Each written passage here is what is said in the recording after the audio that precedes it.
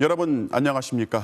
공군 20전투비행단의 성폭력 사건 이후 조직적인 회유, 은폐, 따돌림, 방치, 그러다 끝내 피해자가 혼인신고를 하던 날 세상을 등지는 장면을 직접 영상으로 남기고 삶을 정리한 사건. 관련 부대와 공군이 이 사건을 어떻게 취급했는지 그 실상이 하나씩 드러나고 있습니다. 공군은 이중사의 죽음을 확인하고 사흘 뒤 왜 이 죽음이 발생했는지 앞뒤를 다 잘라내고 단순 변사라고 국방부에 보고했습니다. 그리고 이제서야 성폭력을 저지른 가해자의 구속영장을 청구했습니다.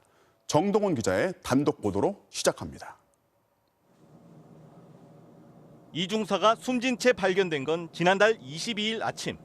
야간 근무를 마치고 퇴근한 남편이 발견해 즉시 공군 군사경찰에 신고했습니다.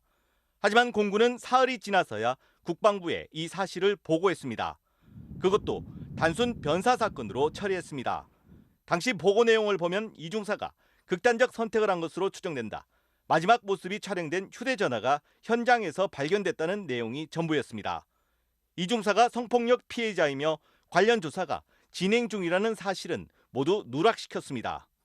공군은 이중사가 동영상까지 남긴 이유가 무엇인지 추가 보고하라는 국방부의 지시까지 일주일 동안 묵살했습니다. MBC 첫 보도가 나간 다음 날인 어제서야 공군은 성폭력 피해 사실과 수사 경위를 보고했습니다. 하지만 이중사가 피해 신고 이후 회유와 협박을 당했다는 2차 가해 사실은 또 빠졌습니다. 공군이 사건을 은폐하려 한 건 아닌지 의혹이 제기되는 대목입니다. 이에 대해 공군은 당시 이중사의 사망 사건과 성폭력 사건과의 연관성이 명확히 확인되지 않아 보고하지 않았다고 해명했습니다. 군 내부에서조차 이해할 수 없다는 반응입니다. 복수의 군 관계자는 성폭력 사건의 경우 가해자는 물론 해당 부대 지휘관이 누군지까지 관련 사항을 상세히 보고하는 게 일반적이라며 납득하기 어렵다고 지적했습니다. 공군으로부터 사건을 넘겨받은 국방부 검찰단은 오늘 성추행 혐의로 장모 중사에 대해 구속영장을 청구했습니다. 구속 여부는 보통 군사법원 영장실질심사를 통해 오늘 밤 결정됩니다. MBC 뉴스 정동훈입니다. MBC는 2년 전 한 공군 부대가 조직적으로 성추행 사건을 축소했다는 의혹을 보도했고 당시 국방부는 철저한 조사, 엄정 조치를 약속했습니다. 이후 어떻게 처리됐나 확인해 봤더니 이 사건을 재판에 넘기지도 않았고 오히려 상부에 보고한 신고자들이 처벌을 받았습니다. 윤상문 기자가 취재했습니다. 경남 진주의 공군 교육사령부. 2년 전 여성 장교 후보생들의 명찰 수여식에서 성추행을 당했다는 신고가 접수됐습니다. 불필요한 접촉이 우려돼 훈련생들이 직접 이름표를 달도록 했는데 한 대령이 굳이 나서 이름표를 달아주며 두 손으로 가슴을 눌렀다는 겁니다. 제 소대에 있는 뒤편에 이제 전대장님이 앉아 계셨었는데 그럼 내가 붙여줄게. 이렇게 말씀하시더니 제 손에 있던 명찰을 가져가시면서 가슴에 딱 붙여주신 상황이었습니다. 소대장과 대대장은 최고 책임자인 준장에게 보고했습니다. 그런데 준장은 분리 조치는커녕 가해자로 지목된 대령에게 신고가 들어왔다고 알려줬습니다. 헌병대도 대대장과 소대장이 대령을 음해했다는 무고조사에 착수했습니다. 대령은 이들을 무고죄로 고소했습니다. 결국 성추행 신고 사실을 상부에 보고한 대대장은 상관 명예훼손죄로 징역 1년에 집행유예 2년을 선고받았습니다. 유죄를 이유로 강제휴직에 들어가야 했습니다. 반면 성추행 사건은 기소조차 되지 않았습니다. 성적 수치심이나 혐오감을 일으키는 추행이 아니었다는 게 이유였습니다. 심지어 군 검찰은 피해자가 어린 시절 성추행 경험 때문에 예민한 거라고 몰아갔습니다. 받아들일 수가 없죠. 그래서 불복을 했는데 불복을 해봐야 그 밥에 그 나물이야. 분노가 일었죠. 2년 전 MBC는 공군의 이런 조직적인 성추행 축소 사건을 보도했고 당시 국방부는 철저한 조사를 약속했습니다. 지난해 외부 민간인으로 구성된 국방부 청렴 옴부즈만은 성추행 신고를 보고했다고 불이익을 준 건 보복성이었다는 조사 결과를 내놨습니다. 대령과 준장에 대해선 부당한 지시를 했다며 징계 등의 처분을 권고했습니다.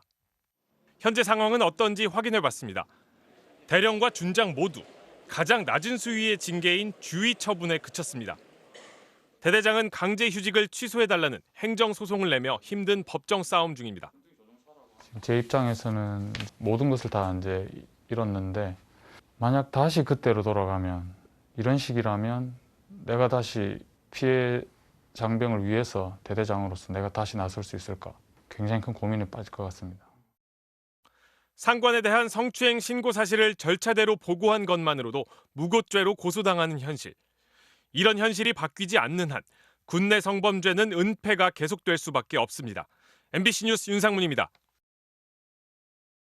성폭력 사건 이후 이중사가 전출간 15비행단의 부대장이 이중사가 숨진 채 발견됐다는 보고를 받고도 골프를 쳤다는 익명의 제보가 들어왔습니다. 그것도 함께 골프를 친 게 같은 부대 참모들이라는 내용입니다.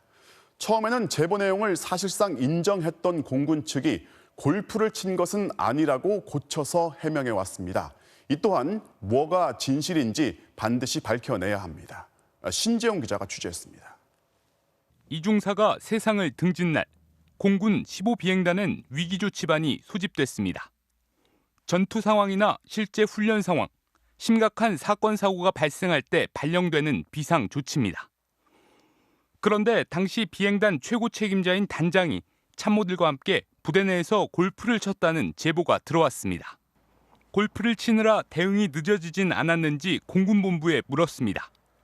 공군의 첫 입장은 단장의 골프 여부는 이중사 사망 수사와 관련이 없다면서 단장이 골프 라운딩 전에 유선 보고를 받고 즉시 위기 조치반을 소집했기 때문에 늑장 대응은 없었다는 것이었습니다. 15비 단장이 최초로 유선 보고 받은 시점이 라운딩 전이었어요. 그래서 바로 위기 조치반을 소집했기 때문에. 국방부도 오늘 당일 두 팀이 참모 격려 골프회동을 가졌는데 단장 지시로 전원 복귀하고 아무도 치지 않았다고 해명했습니다. 당사자인 15비행단 단장에게도 수차례 확인을 요청했습니다. 그러나 공군과 국방부가 나서 단장은 골프를 치지 않았다고 해명해준 뒤에도 정작 당사자는 시인도 부인도 하지 않았습니다. 이중사 사망 당일 보고를 받고도 골프를 친 게 사실인지, 언제 최초 보고를 받았는지, 사망 보고를 받고 골프를 친 게 내부에서도 부적절하다는 지적이 나오는 데 대한 입장 등을 물었지만 답변은 전혀 없었습니다. 단장이 보낸 유일한 문자 메시지는 답변 드릴 게 없고 건강을 잘 살피면서 취재하라는 말뿐이었습니다. 당초 이중사 사망 당일 골프를 친 게 별 문제 아닌 것처럼 말했던 공군은 오늘 오후 공식 입장을 전해왔습니다. 골프장 도착 시간은 8시 10분, 예약 시간은 8시 12분이었고 8시 25분 보고를 받아 5분 뒤 회의실에 도착했다고 밝혔습니다. 그리고 앞팀이 밀려 보고를 받기 전에도 골프는 티샷도 하지 않았다고 강조했습니다. MBC 뉴스 신재용입니다. 유족은 이중사가 죽음으로 호소했던 진실과 책임이 분명하게 가려질 때까지 장례를 치르지 않기로 했고 지금은 그저 싸늘한 이중사의 곁을 지키고 있습니다. 오늘 서우 국방장관이 유족을 찾아가 고개를 숙였고 어머니는 또다시 오열하다 끝내 실신했습니다. 손영 기자입니다. 이중사가 차가운 시신으로 발견된 지 12일째 국군 수도병원에서 부모님을 마주한 서우 국방부 장관. 서 장관은 부모님의 손을 잡고 고개를 숙였습니다. 저도 사실은 이중사 같은 딸을 둘 수 있는 아버지니까 딸을 케어한다는 그런 마음으로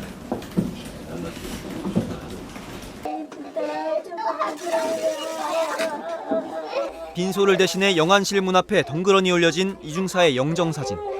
장관이 다가가자 이중사의 부모님은 딸 사진을 직접 들어 보여줍니다.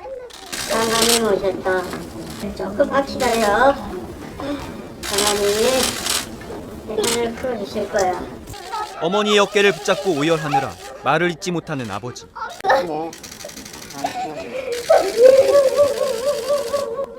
어머니가 대신 안간힘을 써가며 하소연을 해봅니다. 아이가 여기 누워있어. 이렇게 아름다운 아이가. 하지만 결국 가슴을 치며 스스로를 탓하고 맙니다. 나라도 왜 미안해. 왜 잘못 찾아왔어. 다른 사람한테 갔으면. 어머니의 작은 부탁은 외로웠을 딸을 위해 군에 있는 친구들이 마지막 인사라도 하게 해달라는 것. 군에서 시시해서 우리 동기들 못 나와요. 못 나오게 하지 마시고 보게 언제든지 볼 수 있게 그렇게 좀 도와주세요. 너무 외롭게 있잖아요, 우리 아기. 기진맥진한 이중사의 부모님은 주변의 부축을 받으며 겨우 이동했는데 어머니는 결국 실신해 구급차에 실려갔습니다.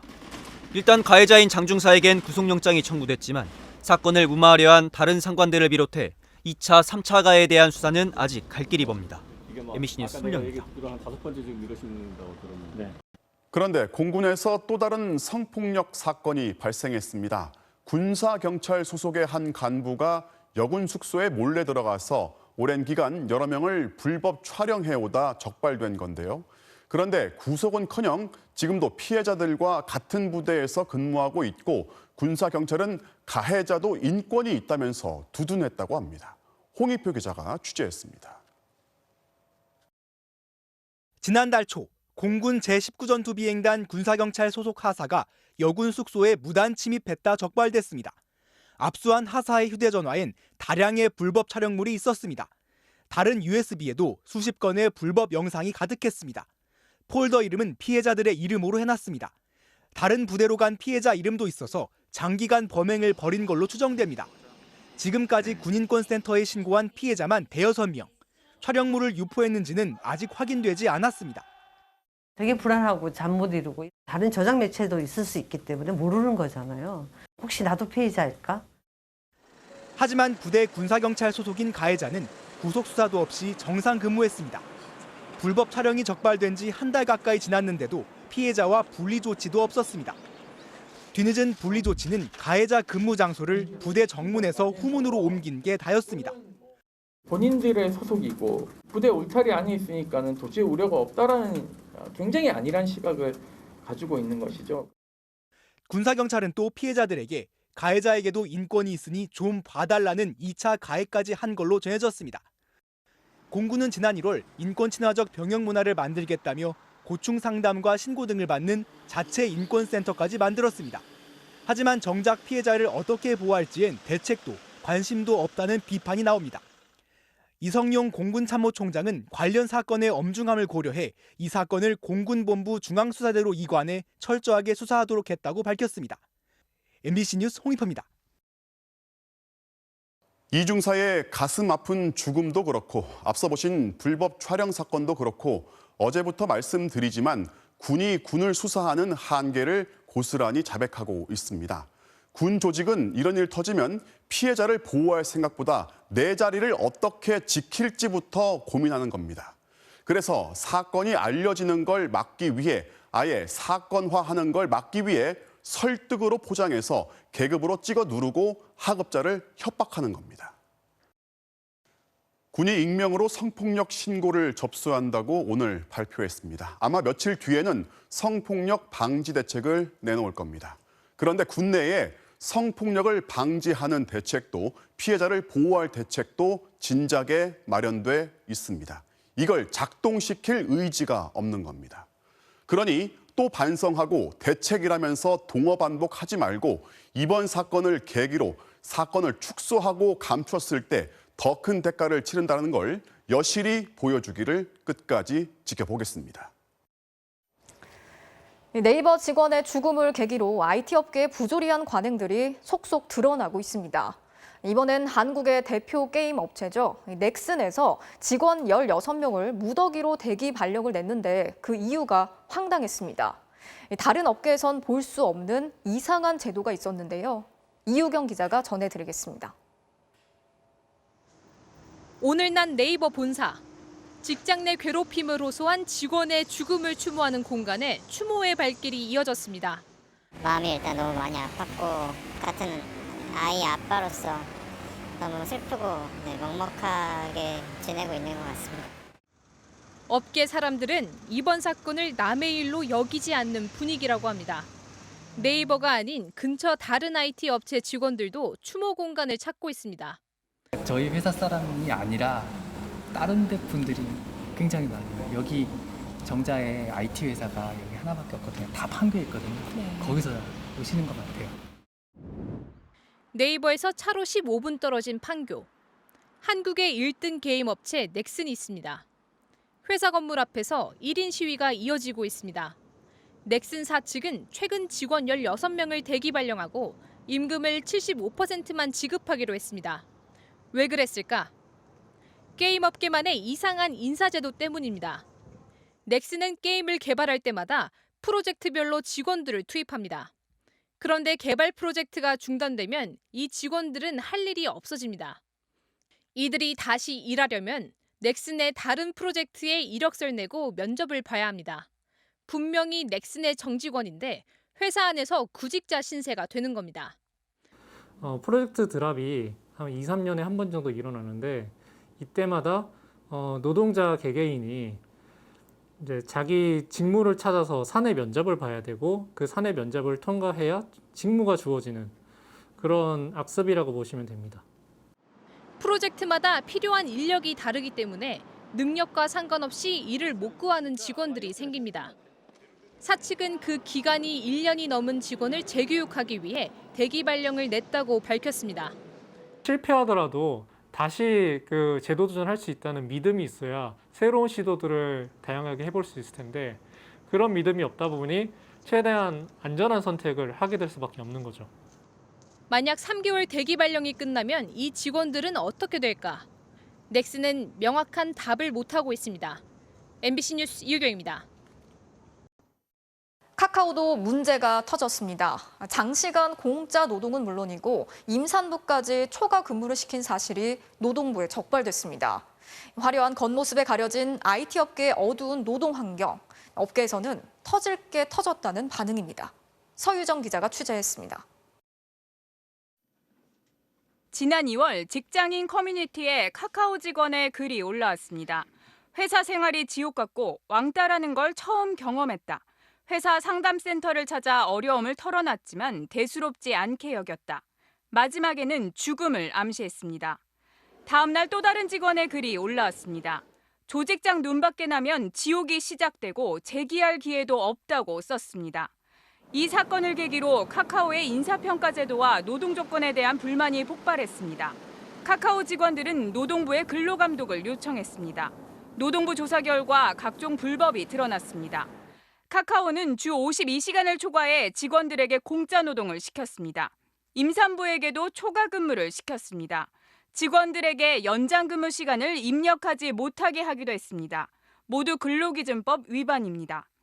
임산부는 7시간이라고 초과 근무나 중할 근무나 이런 걸 하면 안 되는데 6가지 근로기준법을 위반한 게 팩트고 바로 시정할 계획이고. IT 업계의 노동법 위반은 어제 오늘 일이 아닙니다. 배틀그라운드를 개발한 게임 회사 크래프톤은 상습적인 장시간 공짜 노동으로 노동부로부터 3번이나 시정 지시를 받았습니다. 특수성이라는 이유만으로 노동 조건을 침해하거나 이런 행위가 IT에 그냥 암묵적으로 행했던 거고. 지난해 11월 화학섬유노조가 IT 업계 직원들에게 설문조사를 한 결과 직장 내 괴롭힘을 경험하거나 목격했다고 답한 사람이 절반에 육박했습니다. 하지만 괴롭힘에 적극적으로 대응했다고 답한 직원은 10명 중 2명도 안 됩니다. 여전히 절반은 장시간 공짜 노동의 주범인 포괄임금제에 묶여 있는 것으로 나타났습니다. IT 업계가 일을 몰아서 하거나 집중적으로 하고 불규칙적으로 일을 하고 제대로 임금을 다 줄 수도 없고 그러다 보니까 포괄임금제 관행이 전혀 개선되지 않고. IT 업계는 이직이 작고 평판이 중요한 좁은 바닥입니다. 장시간 노동, 그리고 직장 내 괴롭힘은 이런 환경에서 암처럼 커진 것으로 보입니다. MBC 뉴스 서유정입니다. 정부가 상반기 잔여 백신을 60세 이상에게 우선 배정해서 접종하기로 했습니다. 접종 사전 예약은 내일로 끝이 나지만 아직 예약을 못한 60세 이상이 접종을 원하면 한 번 더 기회를 주겠다는 겁니다. 박윤수 기자가 자세히 설명해 드리겠습니다.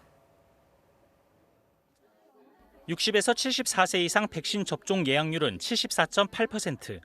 예약 마감일이 하루 앞으로 다가왔지만 접종 대상 908만 명 중 229만 명은 아직도 예약을 안 한 겁니다. 평범하지만 소중한 일상으로 되돌아가기 위해서는 백신 접종이 필수적입니다. 망설이지 마시고 내일까지는 꼭 접종 예약해 주시기를 부탁드립니다. 예약을 하지 않을 경우 접종은 9월 이후로 늦어지지만 정부가 다시 기회를 주기로 했습니다. 오는 4일부터는 잔여 백신을 60세 이상에게 우선 배정하기로 한 겁니다. 화이자 백신 접종 대상이었던 75세 이상도 포함됩니다. 전화나 방문을 통한 병원 예비 명단에 60세 이상만 올릴 수 있고 잔여 백신은 이 순서로 접종하게 됩니다. 아스트라제네카 백신뿐만 아니라 이달 중 접종이 진행되는 얀센 백신의 잔여 백신도 60세 이상에게 우선권을 줄 예정입니다. 상반기 접종 목표 중에 가장 중요한 것은 코로나19 감염 시 치명률이 높은 60세 이상 어르신들이 한 분이라도 더 접종하는 것입니다. 이후 남는 물량은 기존처럼 네이버와 카카오 앱 당일 예약을 통해 누구나 맞을 수 있습니다. 백신 접종률은 인구 대비 12.4%로 상반기 목표인 1,300만 명의 절반 정도가 접종을 마쳤습니다. 정부는 아스트라제네카 백신의 2차 접종 시기는 8주에서 12주 사이에서는 변경할 수 있지만 여름 휴가 등을 이유로 그보다 앞당기는 건 허용하지 않는다고 강조했습니다. 오늘 코로나19 신규 확진자는 677명, 주말 휴가가 사라진 데다 학교와 직장, 교회 등에서 새로운 집단 감염이 잇따르며 확진자 규모는 600명대 후반으로 치솟았습니다. MBC 뉴스 박윤수입니다. 코로나19로 등교 수업이 크게 줄면서 우려했던 대로 학생들의 학력 저하가 현실로 나타났습니다. 기초 학력 미달에 해당하는 학생들이 코로나 이전보다 크게 늘어난 건데요. 교육부는 이번 달부터 등교 수업을 확대하기로 했습니다. 이덕영 기자가 취재했습니다. 서울의 한 중학교. 학습이 부진한 학생들에게 보충 수업을 하며 줄어든 등교 수업의 공백을 메우고 있습니다. 그런데도 성적이 중하위권인 학생들의 점수는 코로나 이전보다 더 낮아졌습니다. 가정 환경이라던가 전자기기를 다룰 수 있는 환경 자체가 조금 다르기 때문에 중하위권 학생들은 이전보다는 떨어지기는 했어요. 교육부가 지난해 11월 전국 중3과 고2 학생 2만여 명을 대상으로 실시한 국가 수준 학업 성취도 평가에서 이런 학력 저하가 공식 확인됐습니다. 기초학력 미달의 비율이 중3의 경우 국어 4.1%에서 6.4%, 수학 11.8%에서 13.4%로 늘었고 고2도 국어 4%에서 6.8%, 수학 9%에서 13.5%로 증가했습니다. 특히 영어 과목의 기초학력 미달 비율은 코로나 이전보다 2배 넘게 늘어났습니다. 반면 보통 수준의 평가를 받은 학생 비율은 모든 과목에서 줄었습니다. 중3, 고2 전 과목에서 남학생이 여학생보다 기초학력 미달 비율이 높았고 대도시보다 읍면 지역 학생들의 학력 저하가 더 심한 것으로 나타났습니다. 코로나19로 인해 일상적인 학교 생활이 어려운 상황에서 충분한 학습이 이루어지지 못하였고 자신감, 학습 의욕 저하 등도 학업 성취 수준 하락에 영향을 미친 것으로 교육부는 등교 축소와 원격 수업이 오래 지속되면서 학력 저하로 이어진 것으로 보고 단계적으로 등교 수업을 확대하기로 했습니다. 당장 오는 14일부터 수도권 중학교의 등교 인원을 전교생의 3분의 1에서 3분의 2로 늘릴 예정입니다. 직업계 고등학교는 전면 등교가 시행됩니다.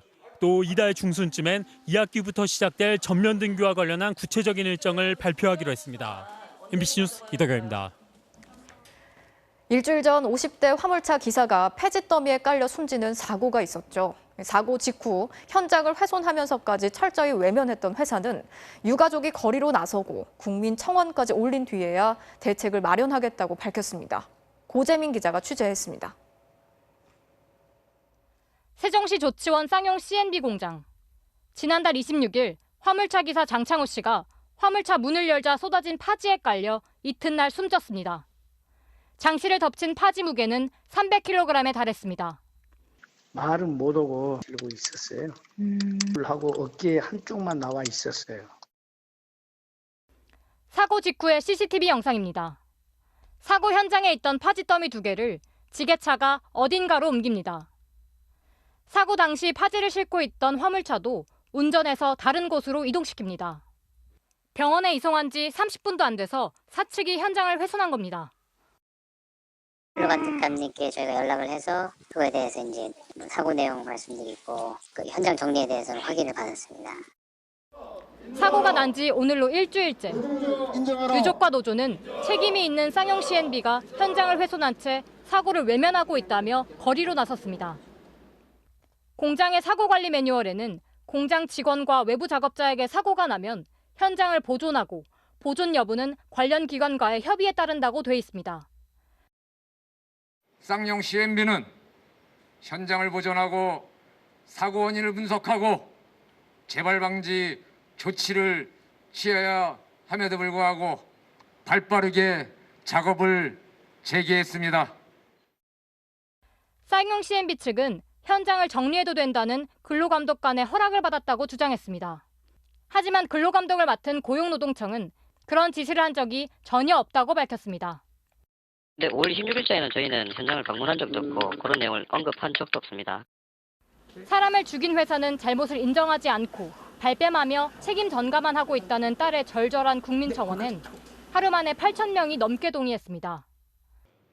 최근에 이런 쪽에서 사고가 많았잖아요. 그 전날에도 아빠한테 이런 일이 있었다 얘기도 했었어요. 쌍용 CNB는 오늘 오후에서야 장 씨의 장례와 유족 위로 방안을 노조와 합의하고 재발 방지 대책을 세우겠다고 밝혔습니다. MBC 뉴스 고재민입니다. 평택항에서 일하던 고 이선호 씨가 컨테이너에 깔려 숨진 지 40일이 지났습니다. 하지만 여전히 진상조사는 더딘 상황이고 아직 관련해서 단 한 명도 입건조차 되지 않았습니다.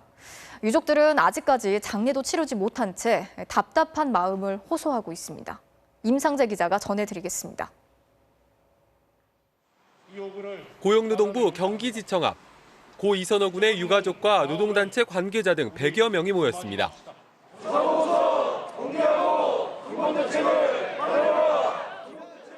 이 씨가 평택항에서 300kg 컨테이너 벽에 깔려 숨진 지 40여일이 지나도록 제대로 된 조사 결과가 나오지 않는다며 항의하기 위해서입니다.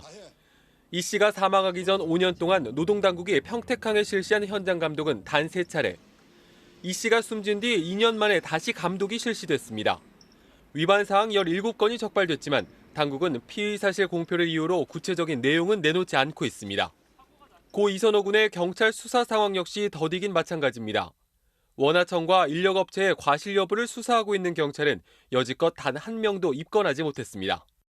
내 새끼 죽여놓고요. 누구나 나서갖고 책임지는 사람 없어요 지금. 5개 항만에 대한 특별 점검도 시작됐지만 수박 겉핥기식의 형식적 조사만 이뤄지고 있다는 비판이 나옵니다. 우리 언제쯤 간다.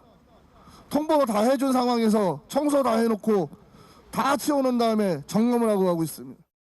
실제 인천항에 나온 단속반들은 이미 청소가 끝난 작업장을 훑어보거나 뒷짐을 진 채 설비만 바라보고 있는 모습이 포착되기도 했습니다. 그러는 사이 지난달 부산항에서는 또다시 노동자 한 명이 대형 지게차에 깔려 숨지는 사고가 발생했습니다. 이 사고 역시 현장에 신호수를 배치하지 않아 발생한 전형적인 인재였습니다. 철저한 진상조사, 책임자 처벌, 재발 방지, 수많은 약속이 있었습니다. 그러나 23살 청년 이선호 군의 장례식은 아직도 치러지지 못하고 있습니다. MBC 뉴스 임상재입니다.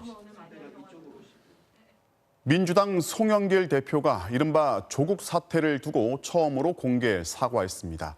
이 사과 이후 조국 전 장관은 민주당은 이제 저를 잊고 개혁에 매진해달라는 입장을 내놓았습니다. 조명아 기자가 보도합니다. 송영길 더불어민주당 대표는 민심경청 발표문에 직접 조국 사태에 대한 입장을 포함시켜 밝혔습니다. 먼저 자녀 입시와 관련해 좋은 지위와 인맥을 활용해 경력을 만들어가는 이른바 스펙투마시로 수많은 청년들에게 좌절과 실망을 안겨줬다며 이를 헤아리지 못한 데 대해 사과했습니다. 공정과 정의를 누구보다 크게 외치고 남을 단죄했던 우리들이 과연 자기 문제와 자녀들의 문제의 그런 원칙을 지켜왔는지 통렬하게 반성해야 한다고 생각합니다. 다만 항소심 재판이 진행 중인 사모펀드, 표창장 문제 등에 대해선 판단을 유보했고 논란이 되고 있는 조 전 장관 회고록은 검찰과 언론의 융단 폭격에 대한 반론 요지서로 이해한다고 엄호했습니다. 조국 사태에서 드러난 이른바 내로남불과 언행 불일치는 사과할 일이지만 그렇다고 검찰 수사까지 정당화해선 안 된다는 입장을 분명히 한 겁니다. 검찰 수사의 기준은 윤석열 전 검찰총장의 가족 비리와 검찰 가족의 비리에 대해서도 동일하게 적용되어야 할 것입니다. 송 대표 사과 직후 당사자인 조 전 장관은 송 대표의 말씀을 겸허히 받아들인다며 민주당은 절을 잇고 개혁에 매진해달라, 절을 밟고 전진하라는 입장을 밝혔습니다. 하지만 조 전 장관의 입장 표명에도 불구하고 당원 게시판 등엔 명분 없는 조국 죽이기란 친문 강성 당원들의 반발이 나왔습니다. 당내 의원들 사이에선 부관참 시도 아니고 당이 왜 나서냐는 비판부터 고심이 묻어난 사과로 보인다는 평가까지 반응이 엇갈렸습니다. 국민의힘은 조 전 장관 회고록이 반론요지서라는 건 궤변이라며 영혼 없는 사과라고 혹평했습니다. MBC 뉴스 조명아입니다. 대구시가 화이자 백신 도입을 자체적으로 추진하고 있다고 밝혔는데 정상적인 유통 경로도 아니고 공급이 불가능한 것으로 확인됐습니다. 화이자사도 진위 여부를 파악해서 법적인 조치를 취할 거라고 밝혔는데요. 대구시의 돌출 행동으로 마무리되는 분위기입니다. 보도에 김미희 기자입니다. 대구시 의사회와 의료기관 모임인 메디시티 대구협의회가 독일의 한 무역회사를 통해 화이자 백신 6천만 회분 도입을 추진하고 있다고 밝혔습니다. 외국의 백신 공급 유통 쪽으로 공문도 보내고 이렇게 협의를 하면서 어느 정도까지 단계까지는 진전을 시켰지만 그 다음 단계는 정부가 해야 될 몫입니다. 이에 대해 정부는 정상 경로도 아니고 가능하지도 않다는 입장을 오늘 밝혔습니다. 정도 확인이 되어야겠지만 정상 경로는 아닌 것으로 지금 판정되고 있고 공급이 가능하지 않다라고 하는 사실은 확인하고 있습니다. 정부는 대구시가 추진하는 백신 도입이 처음부터 앞뒤가 맞지 않는 면이 있었다고 전했습니다. 화이자 본사 쪽에 문의한 결과 현재까지는 한국에 대한 판권은 화이자사만 보유하고 있으며 다른 방식으로 공급되지 않는다라고 하는 답변을 좀 통보받았습니다. 국가 단위로만 계약해 공급하는 화이자 백신을 중간에 무역회사로부터 그것도 정부 공식 계약 물량과 맞먹는 백신을 들여온다는 구상 자체가 불가능할 거라는 게 정부의 설명입니다. 더구나 대구시는 정품인지 확인할 수도 없는 상태에서 중간 무역업체와 접촉해 지난해 연말부터 도입을 추진한 것으로 알려졌습니다. 정부 차원으로 일어나던 백신 수급 계획에 혼선을 초래할 우려도 큽니다. 화이자 측도 대구시가 접촉한 무역업체의 진위 여부를 파악 중이라며 조사 결과에 따라 법적 조치를 취할 것이라고 강조했습니다. 논란이 계속되고 있는 가운데 대구시는 시가 주도한 것은 아니라며 정부 검증 결과가 나오면 입장을 밝히겠다고 말을 아꼈습니다. 그러나 정확한 도입 추진 경위가 무엇인지 이 과정에서 대구시가 어떤 역할을 했는지 구체적으로 밝혀야 한다는 지적이 많습니다. MBC 뉴스 김미입니다. 울릉도에서 포항으로 가던 대형 여객선 주변에 군함이 시험 발사한 포탄 4발이 떨어진 사건. 이걸 쏜 함정과 해군 말고는 여객선도 선박을 관리하는 해수청도 시험 사격이 있다는 걸 몰랐습니다. 과연 소통에만 문제가 있던 건지 장미쁨 기자가 취재했습니다. 어제 오후 2시 울릉도에서 서남쪽으로 30km 떨어진 해상. 마침 이곳에선 해군에 인도될 호위함이 시험 운항 중이었습니다. 공교롭게 울릉도를 출발해 포항으로 가던 여객선 우리누리호와 선라이즈호가 지나가고 있었습니다. 뒤따르던 선라이즈호는 방향을 틀었지만 우리누리호는 그대로 사격 구역을 통과했습니다. 그리고 호위함에선 우리누리호 주변으로 포탄 4발을 시험 발사했습니다. 당시 이 해상에는 어선 한 척도 조업 중이었던 것으로 알려졌습니다. 우리누리호 선장은 사격 중지 교신을 시도했지만 7분이 지나서야 호위함으로부터 한미 쪽으로 돌아가라는 응답을 받았다고 말했습니다. 그때 함정과의 우리 배와 거리는 약 4마일, 키로수로 따지면 불과 10km도 안 되는 아주 가까운 거리거든요. 여객선을 운항하는 선사와 선박을 관리하는 포항해양수산청 모두 사격 훈련 사실을 미리 안내받지 못했다고 밝혔습니다. 과거 사격 훈련이 있을 경우 해경과 해양수산청 등에 공문을 보내 통보했던 절차가 이번엔 없었다는 겁니다. 일단 사격 구간에 있잖아요. 좌표를 한 7개 찍은 경우도 있고 이제껏 문서로 왔고 매달 며칠 날 몇 시부터 몇 시까지 문서 오고 사격 구간 딱딱딱 좌표 왜 있잖아요. 몇 번지 찍듯이 이렇게 찍고 반면 호위함 시운전을 진행한 현대중공업과 방위사업청은 말이 다릅니다. 국립해양조사원을 비롯한 관계기관에 공문을 보냈고 항행 경보 사이트에도 등록했다고 반박했습니다. 현대중공업 측은 또 사격 지역에 접근한 우리누리호가 항로를 바꾸라는 요청에 응하지 않았다고 주장했습니다.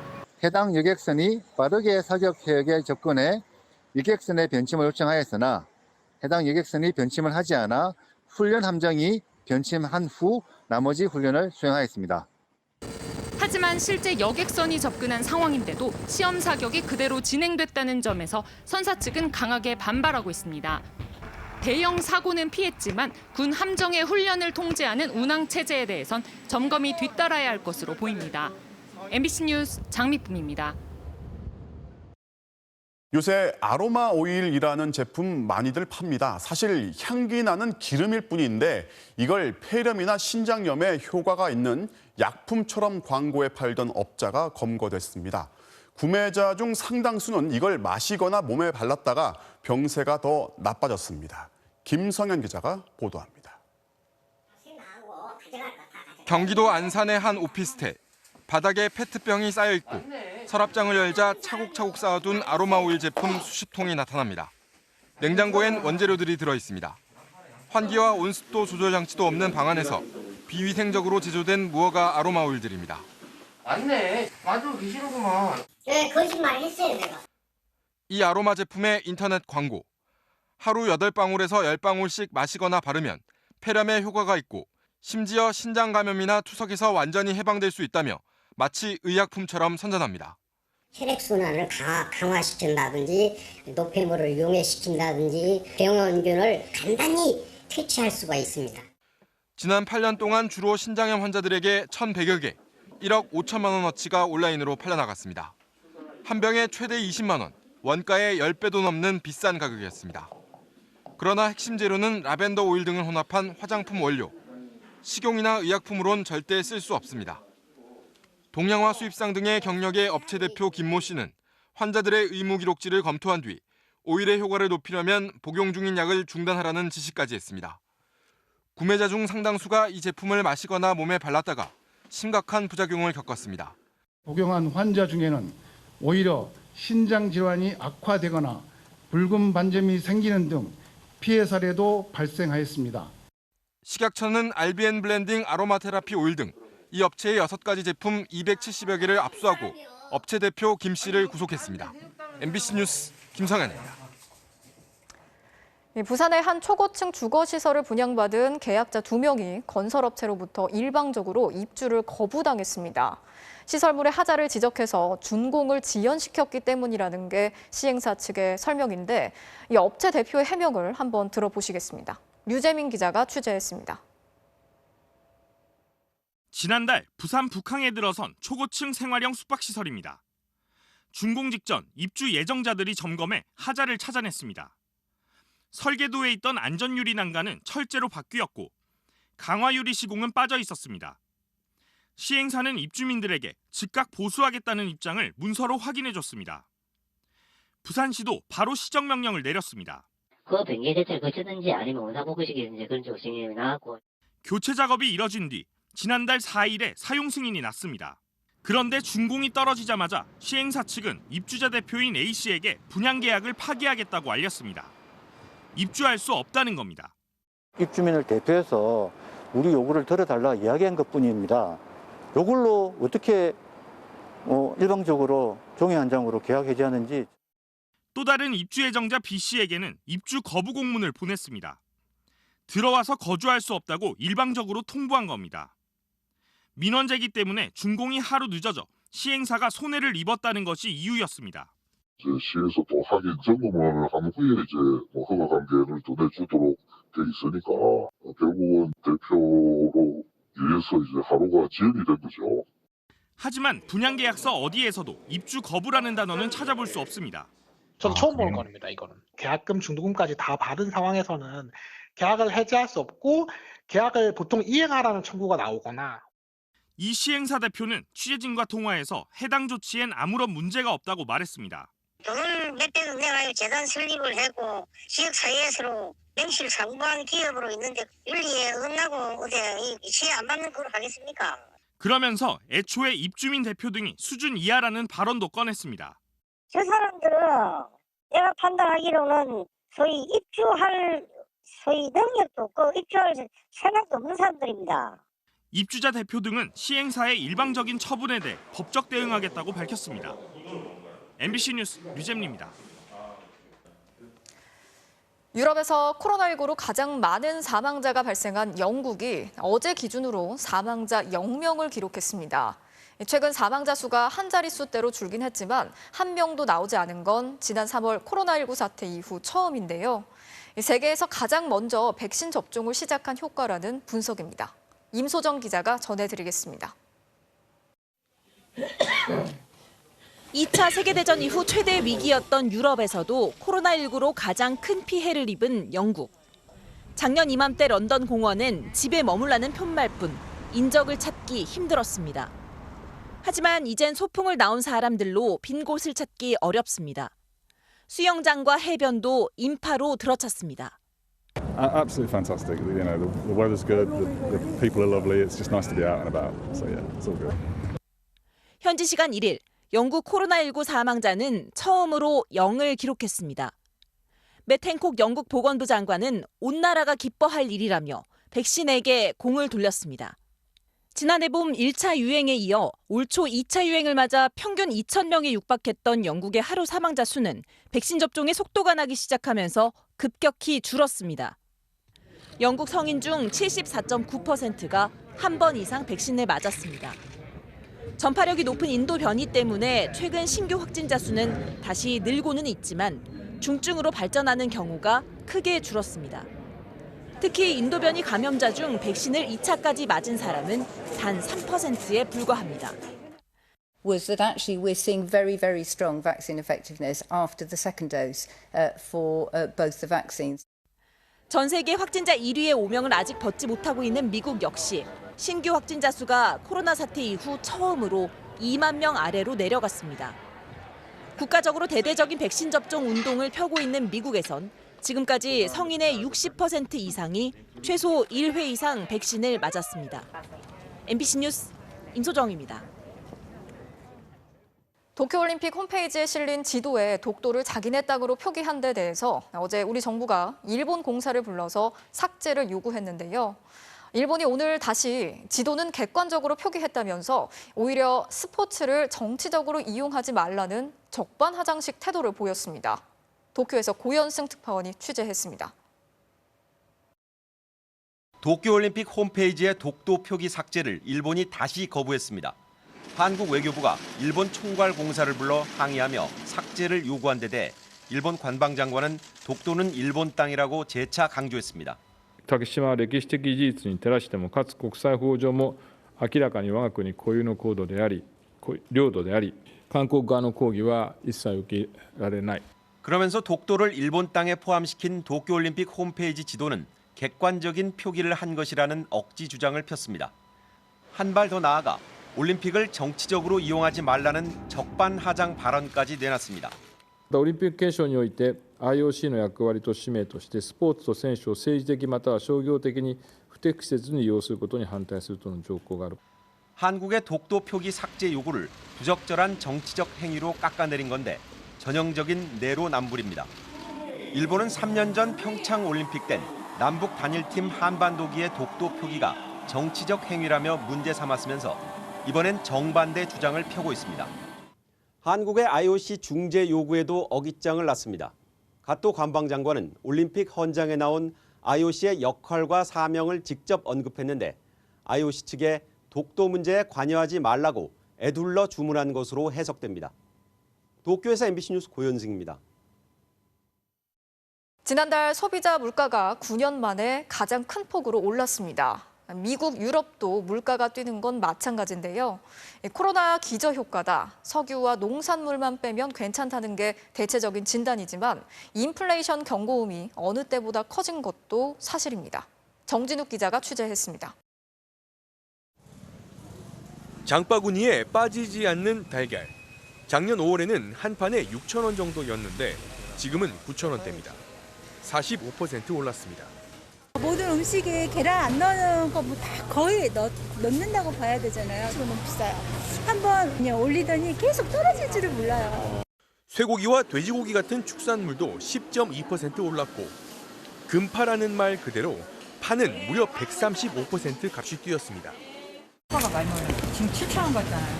저번에 4,000원 갔잖아요. 국제유가 상승으로 기름값은 20% 이상 급등했고 집세도 2017년 11월 이후 가장 많이 올랐습니다. 지난달 물가 상승률은 2.6%, 9년 2개월 만에 최고 상승입니다. 한국뿐만이 아닙니다. 미국도 4월 물가가 4.2% 올랐고 유럽도 예상치보다 높은 2% 상승률을 기록했습니다. 홍남기 부총리는 작년 5월 물가가 가장 낮아서 생긴 기저효과, 농축산물과 기름값의 일시적 공급 충격이라고 밝혔습니다. 하지만 농산물과 석유 요인을 빼도 물가는 4년 만에 최고로 올랐습니다. 11월까지 백신 접종 완료인데 이때쯤 되면 또 수요 충격이 발생할 수 있어요. 갑자기 보복 소비라든지 이런 부분들이 발생을 하게 되면 오히려 물가는 더 높게 뛸 가능성이 있습니다. 문제는 금리입니다. 이렇게 인플레이션 압력이 커지면 통화당국은 금리 인상 카드를 만지작거릴 수밖에 없습니다. 이미 브라질과 터키는 기준금리를 인상했고 캐나다는 국채 매입을 줄여 사실상 돈줄을 죄기 시작했습니다. MBC 뉴스 정준익입니다. 이어서 오늘 이 뉴스 전해드리겠습니다. 1심에서 징역 45년을 선고받은 텔레그램 박사방의 운영자 조주빈이 항소심에서 3년을 감형받았습니다. 재판부는 초범이고 일부 피해자와 합의한 점 등을 고려했다고 밝혔는데 반발의 목소리가 커지고 있습니다. 멈출 수 없었던 악마의 삶을 멈춰주셔서 정말 감사합니다. 성착취 영상물 제작 유포, 범죄 수익 은닉, 범죄 단체 조직 혐의 등으로 재판에 넘겨진 텔레그램 박사방 운영자 조주빈. 항소심 재판부가 조주빈에게 징역 45년을 선고한 1심을 파기하고 3년 감형된 징역 42년을 선고했습니다. 무기징역은 받아야지 42년이 뭐요. 우리 엄마들도 그렇고 여성들도 그렇고 너무 큰 충격을 받았는데 형이 너무 낮은 거라고. 45년도 충분한 형량을 받았다고 느껴지지 않기 때문에 감형을 받아들이기 좀 어려운 것 같아요. 재판부는 초범인데다 일부 피해자와 합의했고 교화될 가능성이 전혀 없다고 볼 수 없는 점, 그리고 다른 재판이 남아있어 추가 처벌이 예상되는 점을 참작했다고 밝혔습니다. 그게 감형 사유라고요? 감형을 막 쉽게 해준다고 하면은 범죄를 쉽사리 저지를 것 같거든요. 감형 자체가 잘못된 메시지를 줄 수 있다. 피해자의 입장을 충분히 고려한 것이냐는 반발이 거셉니다. 인생을 망가뜨린 건데 추가적인 형벌을 줬어도 마땅하지 않나. 선고 공판이 끝난 뒤 아버지가 공개한 조주빈의 자필 사과문이 한층 시민들을 자극했습니다. 지금 제 마음속에는 아주 날카로운 비가 그칠 줄 모릅니다. 염치 없지만 모두가 행복하기를 기도하겠습니다. 모든 분께 정말 미안합니다. 모두에게 미안하다는 것도 자기가 잘못한 대상을 특정하지 않고 뭉뚱그려서 사과하는 거고 좋지 않다라고 생각합니다. 반성문을 쓰지 말고 지가 이제 참 죄를 받아야지. 진 많지. 한 달 전 박사방 피해자가 재판장에게 쓴 편지입니다. 재판장님, 시간이 지났지만 잘 지내고 있지 못합니다. 저 같은 피해자가 많은데 형량을 낮추지 말아주세요. 오늘 이 뉴스였습니다.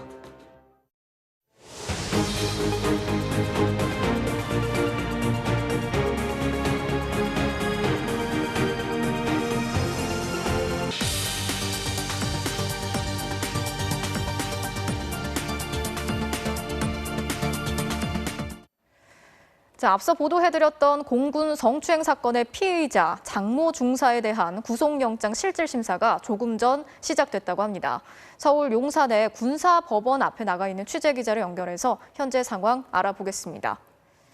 자, 김수근 기자, 장 중사가 영장 실질심사에 출석하는 모습이 공개가 됐습니까? 네, 장 중사는 조금 전인 저녁 7시 40분쯤 군사법원에 도착했습니다. 지금은 장 중사의 성추행 혐의에 대해 보통 군사법원 법정에서 영장 실질심사가 진행 중입니다.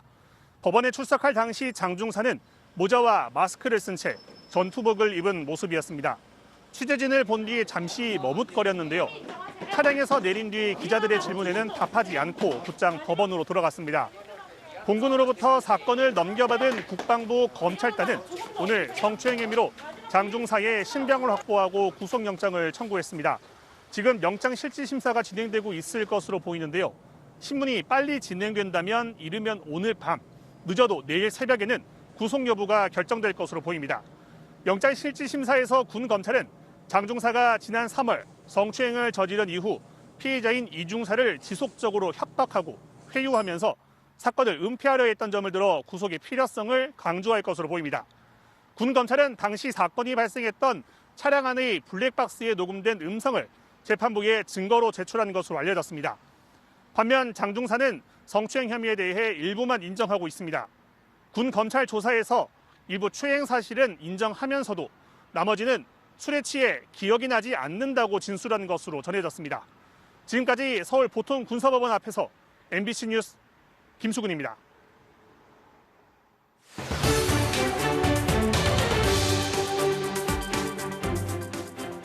의사가 아닌 행정 직원들이 환자를 대리 수술하거나 의료 사고가 났을 경우, 심지어 의사가 성범죄를 저질러도 환자 입장에선 이걸 증명하기가 하늘의 별 따기입니다.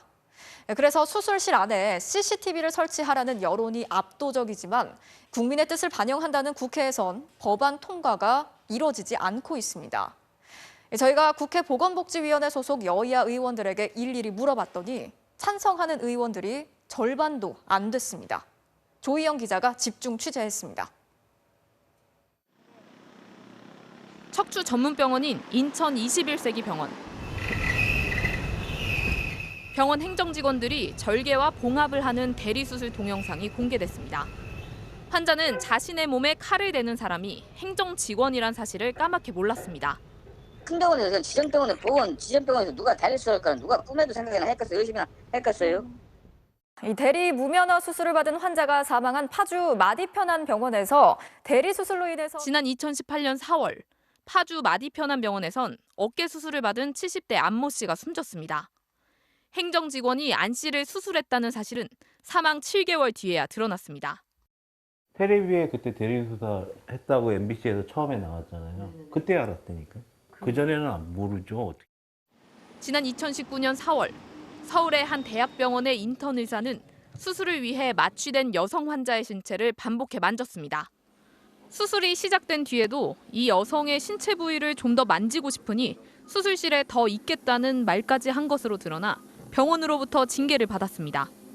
수술실에 CCTV를 설치할 수밖에 없는 무작위 대리수술, 유령수술, 성범죄, 의료사고의 조직적 은폐에 대한 문제점에 대해서 좀 강하게 이야기를 했고요.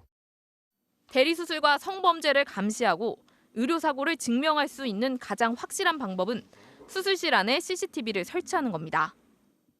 지난해 국회가 실시한 여론조사에서 국민의 89%, 10명 중 9명은 수술실 CCTV 설치를 의무화해야 한다고 답할 정도로 여론의 지지는 압도적입니다. 하지만 전국 의료기관 중 수술실 CCTV가 설치된 곳은 단 14%에 불과합니다. 의료계 반대가 거세기 때문입니다.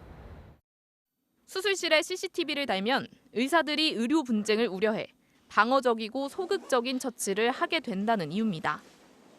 카메라 앞에서도 위축되는데 CC카메라 하루 종일 비추는데 위축 안 될까요? 생명과 지켜야 되는 영역에서 굉장히 소극적인 진료, 방어적인 진료의 수술 문화가 자리 잡을 것이다.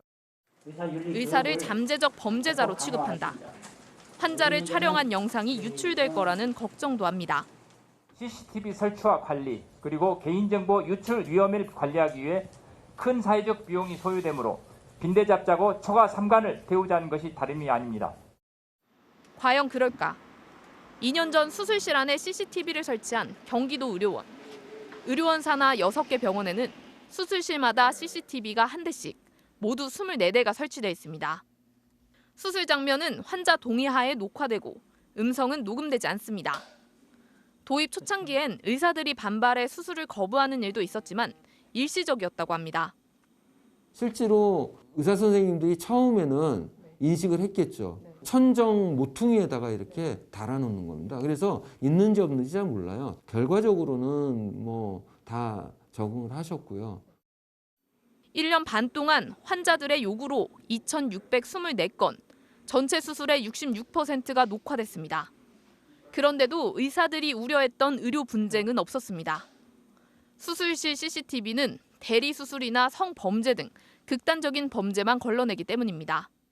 범죄에 해당하는 대리수술, 아니면 폭행, 성희롱, 이런 성추행, 이런 문제를 우리가 그걸 달아놓음으로써 예방하는 측면이 강한 거지. 국민 대다수가 도입을 원하는 수술실 CCTV 설치 의무화 법안은 지난해 7월 국회에 발의됐습니다. 하지만 보건복지위원회에서 3차례 논의된 것이 전부. 좀처럼 진전이 없습니다. MBC는 복지위 소속 여야 의원 24명 전부의 입장을 물어봤습니다. 수술실 내부 CCTV 설치에 찬성 입장을 밝힌 의원들은 더불어민주당에선 강병원, 강선우, 고민정, 고영인, 김원희, 남인순, 서영석, 최종윤, 최혜영, 허종식 의원 등 10명. 국민의힘에선 이종성 의원 1명으로 모두 11명입니다. 근데 수술은 사람의 생명을 다루는 것이라 기본적으로 불가능해요. 현행법을 잡아내는 게. 대리수술이나 유령수술 막기 위해서는 현장을 직접 검증할 수 있는 그런 게 필요한 거죠. 반면 국민의힘 강기윤, 백종헌, 서정숙, 조명희, 민주당 정춘숙 의원 등 6명은 수술실 내부가 아닌 외부 입구에 CCTV를 설치하자는 입장입니다. 집중력이 떨어진다. 그 각자 의료기술의 노하우도 있기 때문에 노출되는 걸 싫어하고 환자를 보호하면서 의사의 인격도 존중해주는 이런 걸 이제 같이 고민해야 돼서 나머지 의원들은 응답을 하지 않거나 입장을 유보한다고 밝혔습니다. 결국 복지위 소속 의원 24명 가운데 11명만이 수술실 내부 CCTV에 찬성하는 건데 과반을 넘지 못하고 있습니다. 오히려 수술실 입구에 CCTV를 설치하는 쪽으로 법안이 변질될 가능성이 있다는 우려가 나옵니다. 지금도 전국 병원의 60%엔 수술실 입구에 CCTV가 설치돼 있지만 대리수술이나 수술실 성범죄는 끊이지 않고 있습니다. 국회는 하루빨리 수술실 CCTV 설치법을 만들어야 합니다. 정치권은 의사들의 눈치를 볼 것이 아니라 국민의 눈치를 봐야 합니다. 환자의 인권 보호를 위한 수술실 CCTV 의무화 법안이 자칫 수술실 입구 CCTV 법안으로 유명무실해져서는 안 된다는 목소리가 커지고 있습니다. MBC 뉴스 조희영입니다. 문재인 대통령이 이재용 삼성전자 부회장의 사면 문제에 대해서 공감하는 국민들이 많다면서 전보다 유연해진 입장을 밝혔습니다. 오늘 4대 그룹 대표 초청 간담회 자리에서 사면 건의가 나오자 한 언급인데 지난달 10일 기자회견 때 답변과는 상당한 온도차가 느껴지는 대목이어서 주목됩니다. 조국현 기자가 취재했습니다. 간담회 초반 공개석상에선 한미 정상회담 당시 백신 협력과 대미 투자에 협조해준 기업인들에 대한 감사와 덕담이 오갔습니다. 4대 그룹이 함께해 주신 덕분에 정말 한미 정상회담 성과가 참 좋았습니다. 공장까지 방문해 주셔서 또 현지인들도 많이 격려가 많이 됐다고 생각합니다. 방문해 주신 덕분에 미국하고 사업도 더 잘 될 것 같습니다. 하지만 비공개 환담으로 전환되자 기업 대표들은 이재용 삼성전자 부회장 사면을 잇따라 건의했습니다. 먼저 운을 뗀 건 최태원 SK 회장. 지난 4월 이 부회장 사면을 요청했던 경제 5단체의 건의를 고려해달라고 했습니다. 김기남 삼성전자 부회장도 대형 투자가 필수적인 반도체의 경우 총수가 있어야 신속한 의사결정이 가능하다고 거들었습니다. 문 대통령의 첫 반응은 이해한다였습니다. 문 대통령은 이재용 사면과 관련한 건의를 경청한 후 고충을 이해한다고 답했습니다. 그러면서 국민도 공감하는 분들이 많고 경제 상황도 이전과 다르게 기업의 대담한 역할이 요구되는 점도 알고 있다고 답변했습니다. 올 신년 회견 당시엔 지금은 때가 아니라고 밝혔고 지난달 10일 기자회견 때에도 국민 공감대가 필요하다고 했던 것과 달리 한층 유연해진 입장을 보였다는 해석이 나옵니다. 이 때문에 재계에선 8.15 광복절 특사 가능성을 점치는 때이른 기대도 나오고 있습니다. 문 대통령의 이 부회장 사면 관련 발언에 대해 청와대는 긍부정 의사를 밝힌 건 아니고 국민 의견을 계속 경청하겠다는 취지라며 확대 해석을 경계했습니다. MBC 뉴스 조국현입니다. 5.18 광주 민주화 운동, 전두환 신군부가 무고한 광주 시민을 학살하는 걸 당시 미국이 묵인하고 방조한 것으로 알려져 있습니다. 40년이 넘어 공개된 미국 외교 문서에서 그 전모가 확인됐습니다. 조효정 기자가 보도합니다. 12.12 군사 쿠데타 한 달 뒤인 1980년 1월 7일 주영복 당시 국방장관은 레스터 울프 미 하원 의원을 만난 자리에서 군부를 통제할 실권이 없으니 도와달라고 호소합니다. 한미 안보 협의회를 열어달라면서 그렇지 않으면 민간인 정부의 입지가 크게 약화될 것이라고 말했습니다. 그러나 미국은 침묵했습니다. 그리고 2달 뒤인 3월 13일, 미국 국무부는 주한 미국 대사관에 한미 안보 협의회 연기 방침을 주영복 국방장관과 전두환 보안사령관 양측에 모두 전달하라고 지시합니다. 미국이 전두환 신군부를 사실상 인정한 걸로 해석되는 대목입니다. 다만 글라스틴 대사에게 전두환을 직접 만나는 것은 신군부에 대한 지지로 볼 수 있다는 우려를 전해 노골적으로 드러내지는 않으려 했습니다. 다시 2달이 지난 5월 17일, 신군부가 비상계엄령을 전국으로 확대합니다. 글라스틴 당시 주한 미국 대사는 신군부의 정권 인수가 진행 중이며 그 핵심에 전두환이 있다는 보고서를 긴급 타전합니다. 최규하 대통령에 대해선 무력하다고 썼습니다. 그리고 다음 날 5.18 광주 민주화 운동이 일어났고 신군부는 잔혹하게 무력 진압합니다. 어떤 민주화 옵션에 대해서는 별로 비중 있게 생각하지 않습니다. 상황 장악이, 상황 정리가 무엇보다도 미국의 이익에 부합된다고 이미 판단을 했고 그런 아주 현실적인 판단이죠. 미국은 지난해 5.18 민주화 운동 40주년을 맞아 지난해와 올해 외교문서 50여 건을 공개했는데 정작 신군부의 군사작전이 담겼을 것으로 보이는 미국 국방부의 기밀문서는 여전히 봉인돼 있습니다. MBC 뉴스 조효정입니다. 민주당의 대선 후보를 뽑는 경선을 원래대로 9월에 치를지 아니면 연기를 할 것인지 일부 주자들은 여러 이유를 들어서 11월로 연기하자는 입장인데요. 현재 1위 이재명 지사가 MBC 인터뷰에서 경선 연기는 신뢰의 문제라면서 반대 입장을 분명히 했습니다. 김재경 기자가 보도합니다. 대통령 후보자 선출은 선거 180일 전까지 해야 한다고 규정한 더불어민주당 당원. 이재명 경기지사는 문서화된 약속의 무게를 강조하며 경선 연기 반대를 분명히 했습니다. 공당이 국민들에게 문서로 한 약속들은 정말로 특별한 사유가 없는 한 지켜져야 국민들이 그 당을 믿을 수가 있습니다. 특히 작년 총선 당시 위성정당 창당과 4.7 재보선에서 당원 당규를 바꾸어 공천했던 사례를 언급했습니다. 정치적 이해관계에 따라 약속을 바꿨다가 실망을 끼치지 않았냐는 겁니다. 어떤 경우에는 공천하지 않는다라고 하는 당헌 당규가 있음에도 불구하고 그 약속 어기고 공천했다가 국민들로부터 어쨌든 좋지 않은 평가를 받은 상태인데 이 같은 발언은 당시 당원 당규 변경을 주도한 이낙연 전 대표를 겨냥한 것으로도 해석돼 미묘한 파장을 낳고 있습니다. 앞서 경선 연기로는 김두관, 이광재 의원과 최문순 강원지사 등 후발 주자들이 공개적으로 제기했습니다. 이낙연 전 대표와 정세균 전 총리 역시 선수는 당이 정하는 대로 따라야 한다며 경선 연기 논의가 싫지 않다는 표정이었습니다.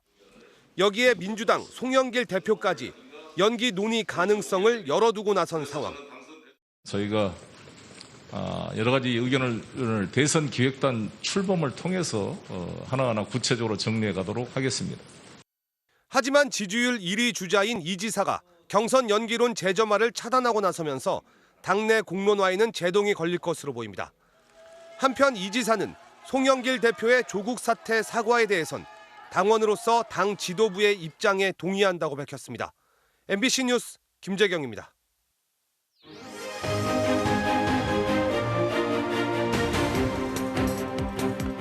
정치적 참견 시점 정치팀 김지경 기자 나와 있습니다. 자, 오늘 준비한 소식 볼까요? 네. 장모 10원도 피해 안주어대 이게 윤석열식 정의인가인데요. 윤석열 전 검찰총장이 이제 지금 재판을 받고 있는 장모를 두고서 한 말이 논란이 되고 있어요. 네, 대권 도전을 앞둔 윤석열 전 총장이 며칠 전에 국민의힘 정진석 의원을 만나서요. 장모에 대해서 한 말이 논란을 부르고 있습니다. 네, 사업을 하는 장모가 피해를 당한 적은 있어도 누구한테 10원 한 장 피해 준 적이 없다 이렇게 말했다는 건데요. 이 발언이 알려지니까 민주당 의원들이 한꺼번에 비판을 쏟아냈습니다. 들어보시죠. 네. 판결 선고를 앞두고 있는 상황에서 유력한 대선 후보가 무죄다라는 이런 주장을 하는 것 자체가 재판부에는 부담으로 작용할 수 있기 때문에 부적절한 발언으로 생각이 됩니다. 더욱이 전직 검찰총장이었던 자가 검찰의 수사를 신뢰할 수 없다라고 주장하는 것 또한 아이러니한 상황인 것 같습니다. 자, 남한테 피해를 줄 사람이 아니라는 말이었는데 네. 검찰은 장모한테 죄가 있다고 판단을 해서 재판에 넘긴 거잖아요. 네, 그렇습니다. 윤 전 총장의 장모 최 씨는 지금 2개의 재판을 받고 있습니다. 네. 내용 보면요. 먼저 사기 그리고 의료법 위반 혐의, 의료인도 아닌데 요양병원을 설립해서 요양급여 22억 9천만 원을 건보공단에게서 타냈다는 의혹인데요. 이틀 전 결심 공판에서 검찰이 징역 3년을 구형했습니다. 최 씨는 또 이 건하고는 별도로 은행 통장에 347억 원이 있는 것처럼 잔고 증명서를 위조한 혐의로도 재판을 받고 있습니다. 하지만 최 씨는 동업자한테 속았을 뿐이라면서 혐의 대부분을 부인하고 있습니다. 윤 전 총장도 검찰의 수사 결과를 결국에는 부정하는 거란 말이죠. 네, 검찰 수사 결과를 인정한다면 장모가 누구한테 10원 한 장 피해 준 적이 없다, 뭐 이렇게 말하지는 못했을 겁니다. 그렇죠. 그 장모 최 씨 쪽에서 정치적인 표적 수사의 피해자라면서 혐의를 지금 부인하고 있는 것처럼 윤 전 총장도 같은 입장인 걸로 보입니다. 여기에 대해서 민주당에선 내가 하면 수사고 남이 하면 공작이냐 뭐 이런 비판이 나오는데요. 들어보시죠. 네. 내가 하면 수사고 남이 하면 공작이라고 저는 그걸 내수남봉이라고 이름을 붙이는데요. 강직함은 남의 문제가 아니고 자기 자신과 또 자기 가족의 문제를 어떻게 대하느냐에 달려있다 이렇게 생각합니다. 네, 민주당은 자기 가족한테만 한없이 관대한 게 윤석열식 정의냐 이렇게 반문하면서 조국 가족에 들이댄 것과 같은 기준으로 가족 수사를 해야 마땅하다 이렇게 밝혔습니다. 장모가 남한테 피해 줄 사람이 아니다. 이 말이 이제 국민의힘 의원을 통해서 전해진 건데 네. 국민의힘의 입장은 어떤 겁니까? 네, 일단 비리 의혹의 사실 여부를 떠나서 장모나 아내 문제는 윤 전 총장이 책임질 사안이 아니다 이렇게 방어하고 있는데요. 네. 며칠 전 윤 씨를 만난 권성동 의원의 말입니다. 네. 사업하시는 장모님이 알아서 사업하시는데 그 과정에서 어떤 일이 있는지 간에 사위가 뭐 이러다가 감나라 대추나라 할 수 없는 거 아니겠어요? 장모와 부인의 사건을 정치적으로 악용하려고 하는 그 정부 여당의 행태가 오히려 더 비난받아야 된다. 네, 또 이준석 후보는 노무현 전 대통령처럼 반박하는 것도 방법이라고 했습니다. 노 전 대통령이 장인의 좌익 활동 경력 때문에 공격을 받자 그럼 아내를 버리란 말이냐 이렇게 반박했던 걸 인용했는데요. 네. 그때 노 전 대통령의 말 들어보시죠. 네. 영부인이 남로당 선전부장으로서 중형을 선고받고 전향하지 않고 교도소에서 사망한 사람의 딸이라고 한다면 이런 아내는 제가 버려야 합니까? 여러분이 그런 아내를 가지고 있는 사람은 대통령 자격이 없다고 판단하신다면 저 대통령 후보 그만두겠습니다. 네, 하지만 민주당은 두 사람이 죄질도 다르고 특히 최 씨는 검사 사위의 비호 의혹을 받고 있다면서 비교할 사안이 아니다 이렇게 반박했습니다. 장모 최 씨의 경우에는 과거 1차 수사에서 동업자들하고는 달리 무혐의 처분을 받은 배경을 밝혀야 한다는 겁니다. 자, 어쨌든 지금 이제 국민의힘이 방어를 해주고 있는데 윤 전 총장이 이제 국민의힘에 입당을 한다고 봐야 하는 거죠? 네, 윤석열 전 총장이 최근에 접촉한 국민의힘 의원은 알려진 것만 지금 5명인데요. 네. 이들 대부분은 윤 전 총장이 조만간 국민의힘에 입당할 것이다 이렇게 내다봤습니다. 다만 본인은 아직까지 명확한 입장을 밝히지 않고 있습니다. 네, 오늘은 여기까지 듣겠습니다. 지금까지 정치팀의 김지경 기자였습니다.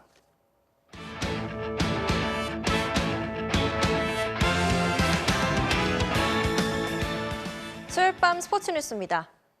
올해 고교 투수 최대어로 꼽히는 광주진흥고의 문동주 선수가 전국대회 첫 선을 보였는데요.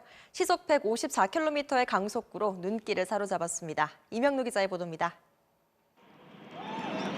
모든 관심은 문동주에게 집중됐습니다. 움직일 때마다 연신 카메라 셔터가 터졌습니다. 문동주도 기대를 저버리지 않았습니다. 1회부터 154km짜리 강속구를 뿌리며 연거푸 삼진을 잡았습니다. 이번 대회 우승 후보 1순위 장충고 타선이 적극적으로 직구를 노렸지만 헛스윙하기 일쑤였습니다. 간혹 배트에 맞춰도 힘을 싣지는 못했습니다. 3회 위기가 있었습니다. 우중간에 떨어지는 큼지막한 3루타를 내준 뒤 보크로 한 점을 허용했지만 문동주는 여유있게 우성넘기며 삼진으로 이닝을 마감했습니다. 6회 원아웃까지 공 89개를 던지며 2실점. 강속구는 물론 고속 슬라이더와 빠른 커브로 소문난 명성을 입증했고 노련한 경기 운영 능력까지 과시하며 자신의 꿈에 한 발 더 다가섰습니다. 구속보다는 더 정교한 제구력을 더 갖추고 싶습니다. 제가 태어났던 광주 기아 타이거즈에 입당하고 싶습니다. 타석에서도 날카로운 타구를 날려 상대 실책으로 출루한 문동주는 1루 수비에서도 남다른 수비 능력을 자랑했고 결국 문동주의 활약을 앞세운 광주 진흥고는 강호 장충고를 제압하는 이변을 연출했습니다. 그냥 집중하자고 잘 막아줬으니까 더 자신 있게 던지라고 얘기했습니다. 그냥 애들이랑 재밌게 즐기면서 잘했던 것 같습니다. 전국대회 1회전부터 경쟁력을 보여준 문동주. 올 시즌 프로야구 1차 지명이 그 어느 때보다 뜨겁게 달아오르고 있습니다. MBC 뉴스 임영노입니다. 지난 4월 경기 중 얼굴에 공을 맞아 수술까지 받았던 두산의 박세혁 선수가 오늘 처음으로 다시 포스 마스크를 쓰고 1군 복귀를 준비하고 있습니다. 송기성 기자입니다. LG 김대유의 공에 맞고 쓰러진 뒤 안화골절로 수술까지 받아야 했던 박세혁. 한 달 넘게 재활을 거쳐 드디어 2군 경기에 모습을 드러냈습니다. 아직 얼굴에 붓기는 남아있지만 조만간 1군 복귀를 바라볼 만큼 회복했습니다. 야구하면서 이렇게 오래 쉬어본 적이 처음이거든요. 좀 더 야구에 대한 감사함이나 다시 야구할 수 있고 이렇게 뛸 수 있다는 거에 대한 정말 그런 게 좀 더 마음이 생긴 것 같아요. 어느 때보다 힘겨운 시간을 겪었지만 오히려 자신 못지않게 당황했을 김대유를 챙기는 것도 잊지 않았습니다. 마음고생도 많이 했을 거라고 생각을 해요. 야구장 가서 얼굴 보면서 웃으면서 인사했으면 좋겠고 부상 없이 꼭 좋은 성적 올렸으면 좋겠습니다. 어제 지명 타자에 이어 오늘은 포수로 출전해 적시 2루타까지 터뜨린 박세혁은 1군 복귀를 위해 수비력에 집중하고 있습니다. 마스크는 뭐 그렇게 많이 써보진 않아서 이번에 쉬면서 생각했던 부분들 수비에서 해보는 게 중요하다고 생각하고 있습니다. 장승현과 최용재 등 자신의 빈자리를 메운 후배들이 대견하면서도 한편으론 다시 시작될 경쟁을 준비 중입니다. 지금 용재나 승현이 너무나 잘하고 있다고 말해주고 싶고 감독님께서 말씀하셨듯이 시합 나가는 사람이 주전이다. 저도 제 나름대로 준비를 잘 하고 있다고 생각하기 때문에 자신의 시즌은 이제 시작이라는 박세혁. 부상을 딛고 다시 도약할 준비를 마쳤습니다. 두려움 없이 이제는 다시는 안 다치겠 거라고 생각하고 믿고 들어가는 게 제일 중요하다고 생각해요. MBC 뉴스 송기성입니다. 구단 매각을 진행했던 프로농구 전자랜드의 새 주인으로 한국가스공사가 낙점됐습니다. 연고지는 대구가 유력하게 검토되고 있습니다. 박주린 기자입니다. 지난 2012년 구단 경영난으로 팀 해체 위기에 몰리자 선수들이 직접 거리 홍보에 나섰던 전자랜드. 계속된 재정난을 견디지 못하고 지난 시즌을 끝으로 구단 운영을 접은 지 약 한 달. 만나면 인사말이 뭐 아는 거 좀 있어? 약간 이렇게 됐습니다. 기다리고 있다 보면은 좋은 소식 있을 거라고 생각하고 있습니다. KBL은 복수의 기업 가운데 한국가스공사가 전자랜드의 인수자로 최종 결정됐다고 밝히고 오는 9일 인수협약을 체결한다고 발표했습니다. 지난 2003년 인천 SK농구단을 인수한 뒤 우승을 기록한 적은 없지만 플레이오프 단골 손님이었던 전자랜드는 이제 역사 속으로 사라지게 됐습니다. 또 대구에 본사를 둔 가스공사가 창단 목적 가운데 하나로 지역사회 기여를 명시한 만큼 연고지도 대구로 변경될 가능성이 높습니다. 대구 지역이 우선 1순위 협상 대상인 것은 분명합니다. 그러나 현재 협의 중에 있다는 것도 분명히 말씀드리고 있습니다. 계약 기간이 1년 남아있는 유도훈 감독을 비롯해 선수단의 고용 승계가 문제로 남은 가운데 가스공사는 팀명과 연고지가 확정되면 오는 9월 정식 창단식을 가질 예정입니다. MBC 뉴스 박주린입니다. 지난주 파주에 모였던 해외파 축구 선수들의 볼터치 대결로 투플레이 출발합니다.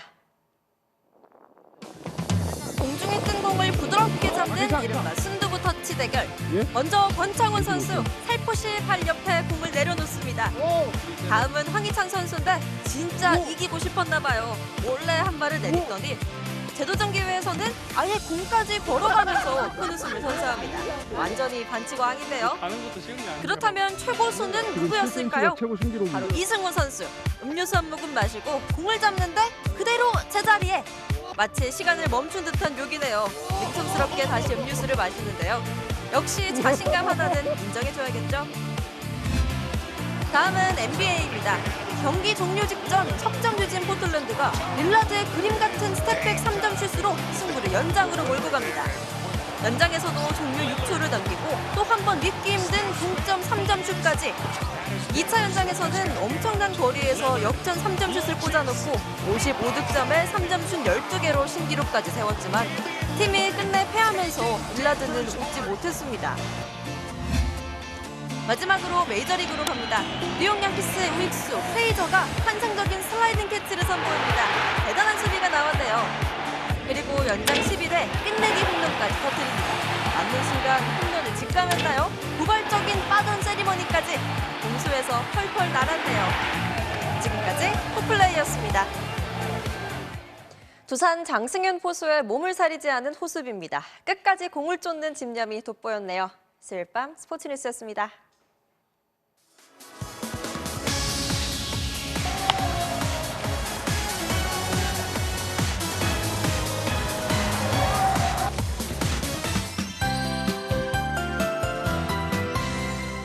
오늘 수도권 내륙 지방을 중심으로는 올 들어 가장 높은 기온을 기록할 정도로 간만에 여름 더위가 나타났습니다. 이 더위는 내일 비가 오면서 금세 누그러집니다. 특히 남풍이 강하게 불어들면서 오늘 밤 자정 이후 남해안 지방에서는 빗줄기가 굵어지겠는데요. 내일 하루 동안에만 제주도에는 최고 80mm, 남해안 지방과 서울 등 중부, 경북 북부에 최고 40mm, 그 밖에 전국에서도 5에서 20mm가량의 비가 예상됩니다. 그래도 비구름은 오래 머물지 않겠고요. 금요일부터는 다시 맑은 하늘이 드러나겠습니다. 이번 주말에도 비 소식은 비켜갑니다. 낮 기온도 25도 안팎으로 적당히 올라서 내내 쾌적함이 감돌겠습니다. 자세한 지역별 내일 날씨 보시죠. 비는 오늘 밤 제주를 시작으로 내일 출근길에는 서울 등 대부분 지방으로 확대되겠고요. 해안가를 중심으로는 종일 바람이 강하게 불겠습니다. 아침 최저 기온은 서울 18도, 안동 15도 등으로 오늘보다 높겠고요. 낮 최고 기온이 오늘보다 6도가량 낮아지겠습니다. 서울 22도, 대구와 광주 23도로 종일 선선함이 감돌겠습니다. 비는 내일 밤이면 대부분 그치겠지만 강원도 등 동쪽 곳곳에서는 금요일 새벽까지 더 이어질 전망입니다. 날씨였습니다. 6월 2일 뉴스데스크 마치겠습니다. 오늘도 함께해 주신 여러분 고맙습니다.